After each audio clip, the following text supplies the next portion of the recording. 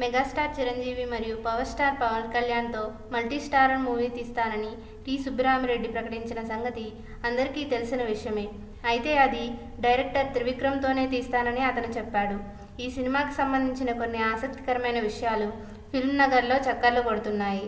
మొదటిగా ఈ సినిమా స్టోరీకి వస్తే, ఎన్టీఆర్ మరియు ఏఎన్ఆర్ కలిసి నటించిన గుండమ్మ కథ అని, ఎన్టీఆర్ మరియు ఏఎన్ఆర్ పాత్రల్లో చిరంజీవి మరియు పవన్ కళ్యాణ్ నటించబోతున్నారని, ఇప్పటికే ఈ సినిమా యొక్క స్క్రిప్ట్ వర్క్ స్టార్ట్ అయిందని, ప్రస్తుతం పవన్ నటిస్తున్న కాటమరాయుడు మరియు చిరంజీవి 150వ మూవీ పూర్తయిన వెంటనే ఈ సినిమా స్టార్ట్ చేస్తారని ఫిల్మ్ నగర్లో గుసగుసలాడుకుంటున్నారు.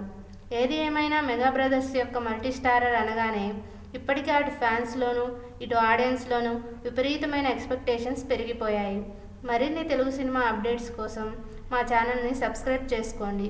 ఈ వీడియో కనుక మీకు నచ్చినట్లయితే లైక్ చేయండి లేదా షేర్ చేయండి. సబ్స్క్రైబ్ చేయడం మాత్రం మర్చిపోకండి.